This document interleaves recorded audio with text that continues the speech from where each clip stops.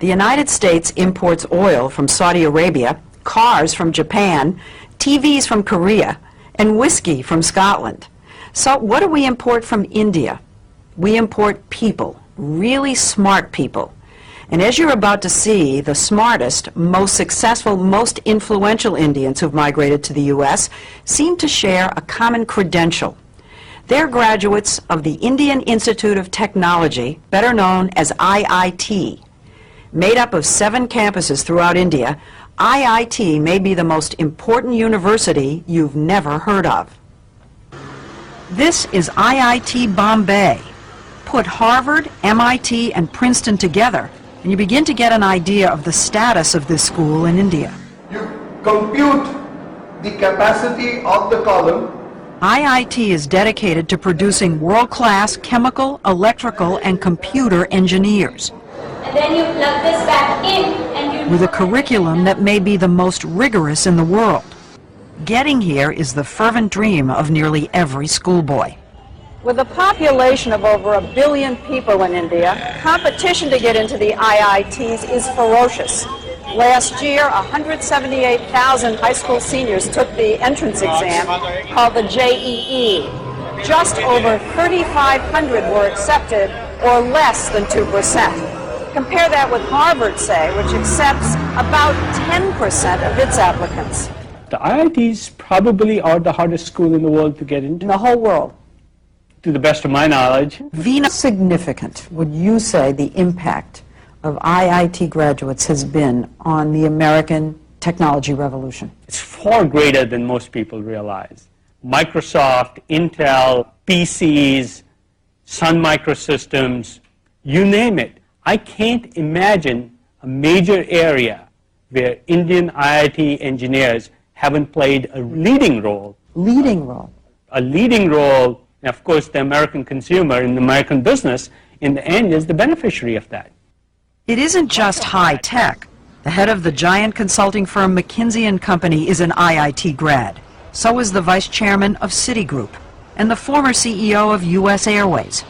Fortune 500 headhunters are always on the lookout for that IIT degree. That they are favored over almost anybody else. If you're a WASP walking in for a job, you wouldn't have as much pre-assigned credibility as you do if you're an engineer from IIT. 90% of IIT students are male, and the young men we met in Bombay know they're hot commodities. The American companies love the kids from IIT. Thank goodness. That's what we work to. After I leave IIT Bombay, I hope to get a good job. So it can be a ticket to another way of life. Yes. Yeah, definitely. And a ticket out of India. How many of you think that you're going to end up in the United States? For a while, I think all of us would be there. Maybe at for some work. stage. At some stage. That's not the way it was supposed to be. I want my country to be strong. Nehru, India's first prime minister, created IIT 50 years ago, just after independence, to train the scientists and engineers he knew the nation would need to move from medieval to modern. He never imagined India would be supplying brain power to the whole world. Would you say that IIT graduates are India's most valuable export? Yes, undoubtedly. N. Ram, one of India's leading journalists, says that because the stakes are so high, a kid starts preparing early. Age 7, 8, 10. By the 10 you know whether you're made for it or not. 30 to about 8, they're grilled and then they go to school. Regular school? Regular school. 4:30 to 8 a.m.? Yes. Are you saying they do that every day? Yes, every day for that period. 2 years? Particularly 2 years. Classes 11 and 12, you do nothing but study. And parents hover and push and fret. I normally stay up all night and study for my exams. How many hours? It was close to 6 hours. 6 hours of testing, then an excruciating month-long wait for the results. They put them up on the web and you can call them up, and after 10 days you get a letter. So but it's on the web so everybody knows? Yeah. You never get your marks. You just get your All India rank. You just get your rank. Rank, so you first, second, third in the country. Right. Yeah. So it goes from So 1 everybody to 3,000 roughly. So if you were 2,999. Everybody knows. Everybody knows, and you're considered really lucky.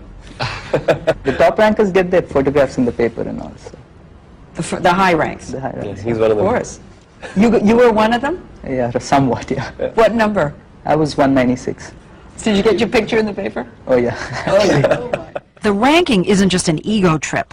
The top kids get to choose which campus they want and which major. It's a big deal in India. It is. Narayana Murthy, founder of the huge software company Infosys, is known as the Bill Gates of India. What about your own son? Well, my son, he probably wanted to do computer science at IIT. To do computer science at IIT, you have to be in top 200. And he couldn't do that, so he went to Cornell instead. Think about that for a minute. A kid from India using an Ivy League university as a safety school. That's how smart these guys are.